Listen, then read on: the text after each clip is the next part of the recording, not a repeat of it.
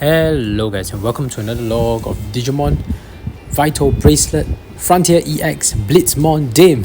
And for today's log we have Mercurymon, also known as Mercuremon in the Japanese version of his name. By the way, before we continue with today's log, just to say, if you're a fan of Digimon or raising virtual pets, you've come to the right channel because I document every Digimon that I raise and I upload at least twice a week. So if you're interested in such content, go ahead and shine at the like and subscribe button with Mercurymon's offset reflector and turn on all notifications so you don't miss any of my uploads. Alright, let's get down to today's log. We have Mercurymon, also known as Mercuremon for the original Japanese version of his name. Mercuremon, to be fair, it's called Mercuremon. Yeah. So Mercure is actually a French word for mercury, right?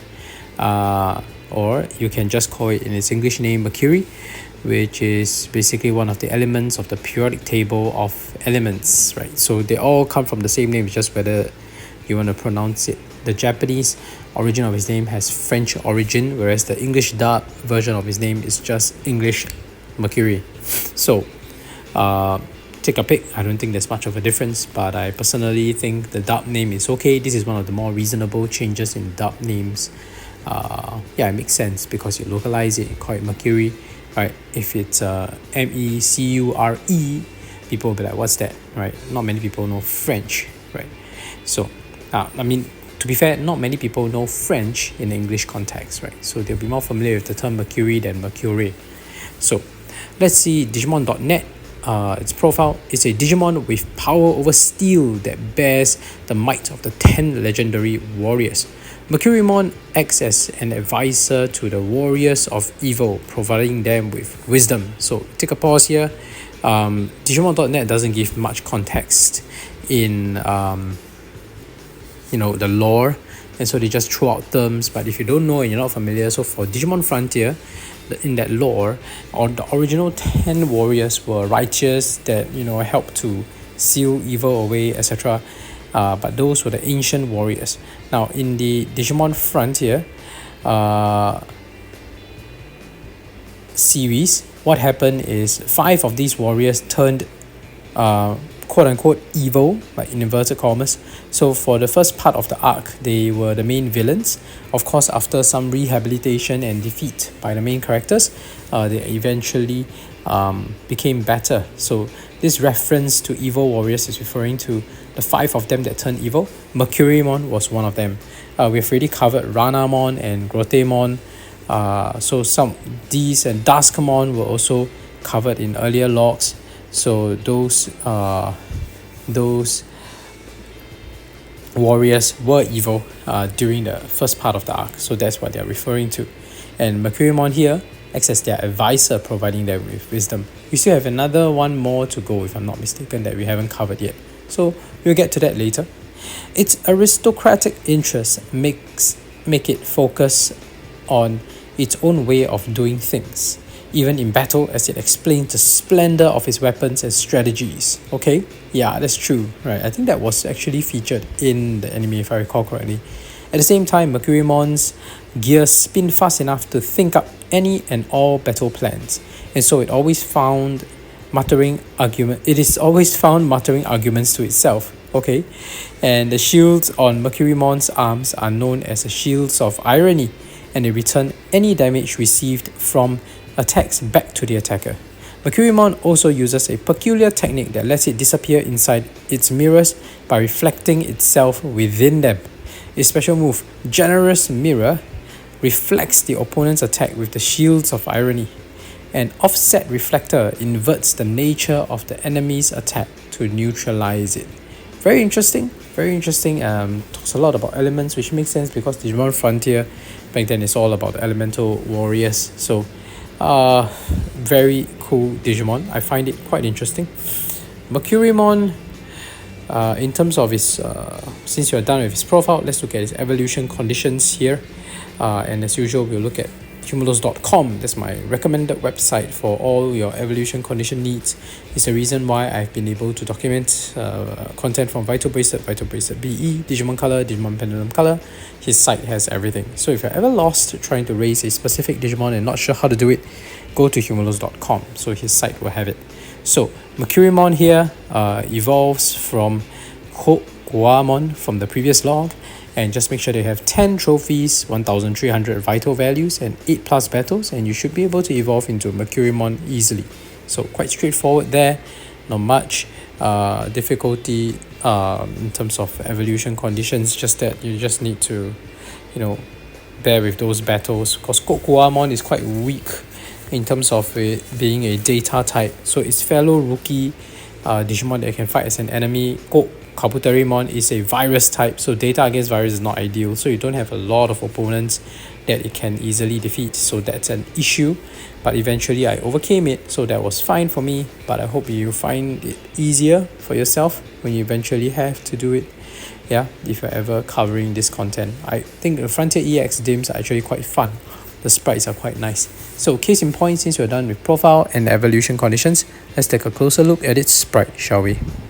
Alright, so that was a really nice battle by Mercurymon over there that have been looping. But yeah, it was really fortunate because Mercurymon fires are hitting his finishing shot only on the 4th round.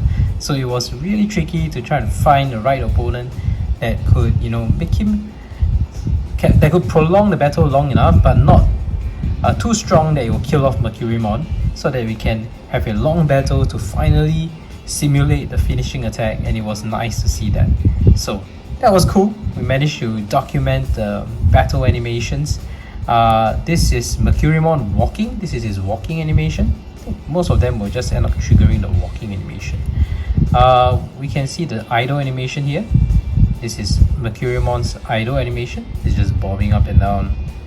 Yeah, it really looks like the artwork. I think it's fantastic. I just really like Vital Bracelet sprites.